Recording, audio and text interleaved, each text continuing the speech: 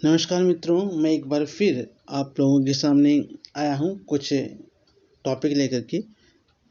देखिएगा, जैसे आपको पता ही है कि आज पूरा विश्व इस भयंकर महामारी से गुजर रहा है। ये काफ़ी विकट परिस्थितियाँ पूरे देश में बनी हुई है या पूरे विश्व में बनी हुई है।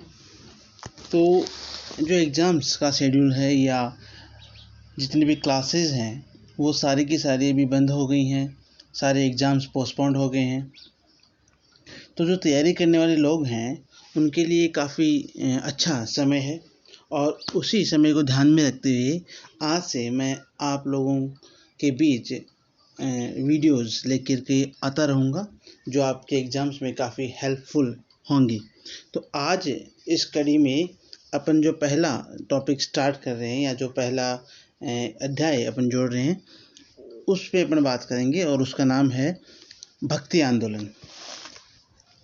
भक्ति मोमेंट कह दो, भक्ति आंदोलन कह दो या सूफी आंदोलन कह दो, इसके बारे में अपन आज बात करने वाले हैं। देखिएगा, सबसे पहले अपन बात करते हैं भक्ति आंदोलन की। तो भक्ति आंदोलन की शुरुआत कहाँ से की गई या कहाँ से हुई? तो भक्ति आंदोलन की शुरुआत दक्षिण भारत से हुई है। ठीक है जी। तो अब अपन बात करें कि भक्ति आंदोलन का प्रारंभ का टाइम कौन सा था, तो अपन इसके बारे में थोड़ी सी डिटेल से अपन चर्चा करते हैं। भक्ति आंदोलन का प्रारंभ कब किया गया था? 7वीं से 10वीं शताब्दी के बीच दक्षिण भारत में किया गया था। कहाँ किया गया था? दक्षिण भारत में किया गया था।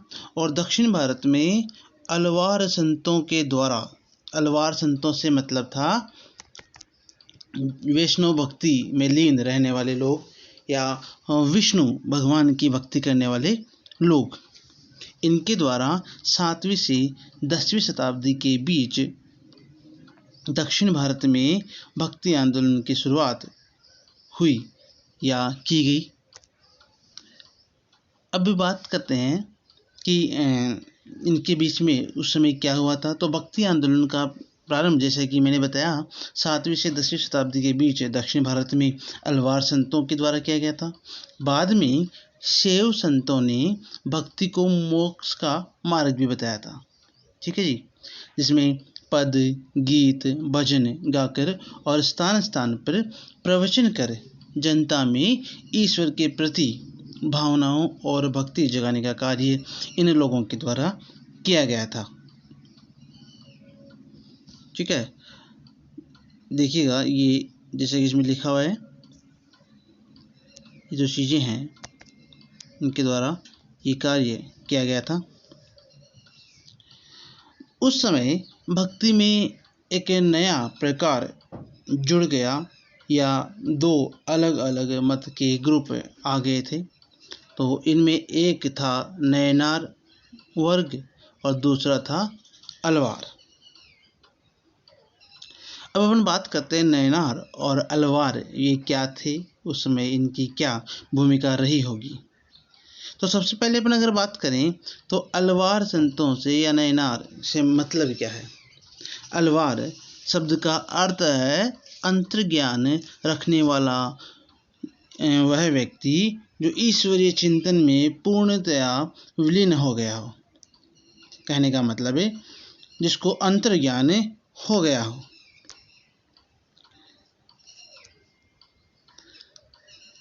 तो अपन बात करते हैं अलवार के बारे में। तो अलवार, जैसे कि मैंने बताया, अंतर्ज्ञान रखने वाला व्यक्ति या उसको ईश्वर के प्रति ज्ञान हो जाना, चेतना हो जाना। इसमें पुलैया और पनार, ये दो वो जातियाँ थी जो उस समय इनको अछूत मानते थे या जातिगत रूप से अस्पृश्य जाति मानी जाती थी।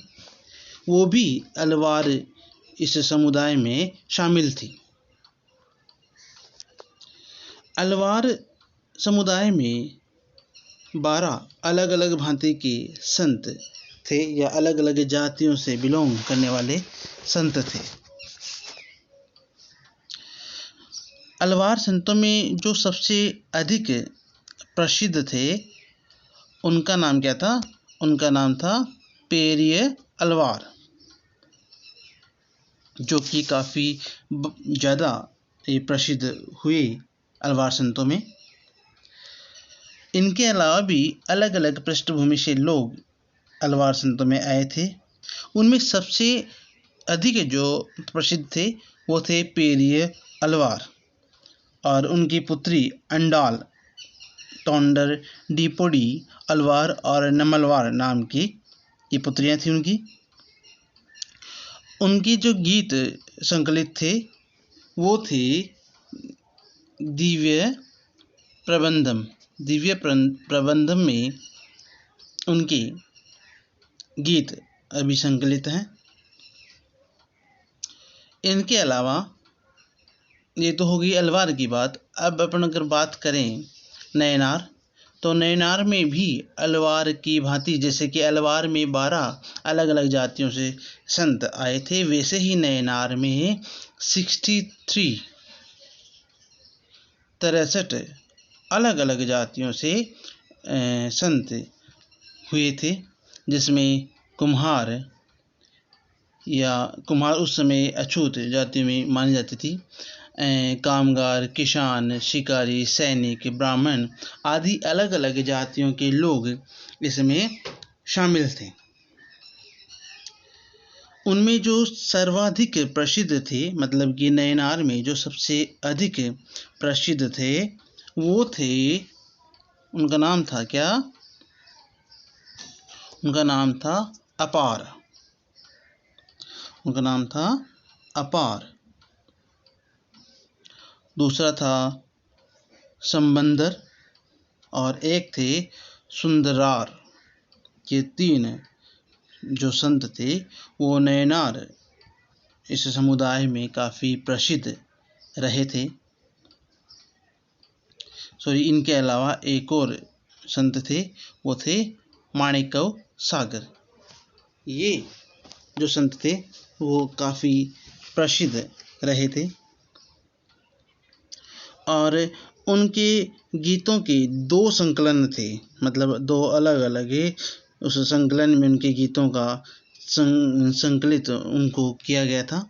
तो एक तो उनमें जो संकलन था, एक का नाम था देवरम और दूसरा था देवारम, और एक और इनकी कृति जिसमें इनका गीतों का संकलन किया गया वो था तिरुवाचकम।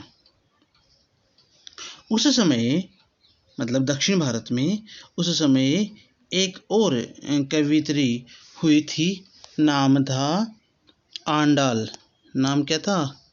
नाम था आंडाल।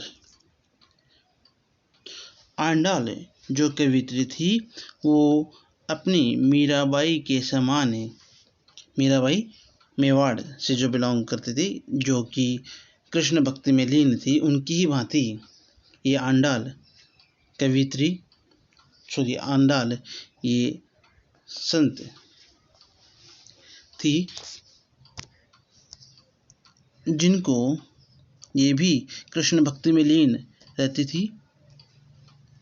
और आंडाल को भी दक्षिण भारत की मीरा या दक्षिण की मीरा के नाम से जाना जाता है।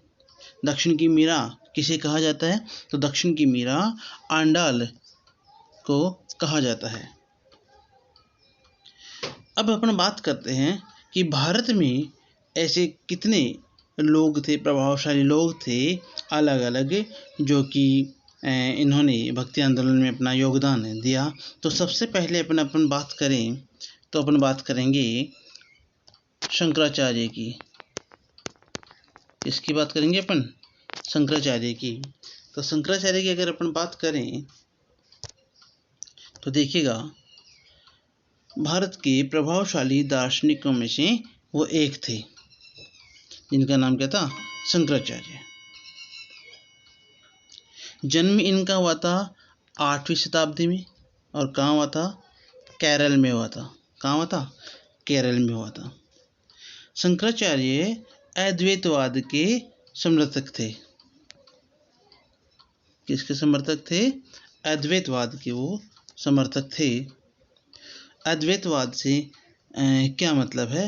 अद्वैतवाद से मतलब है निर्गुण और निराकार रूप ईश्वर का होना, कोई आकार ईश्वर का नहीं देखना उनके द्वारा।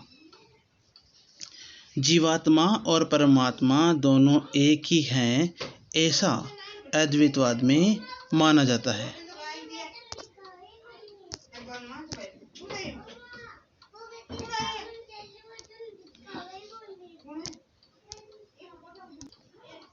शंकराचार्य के द्वारा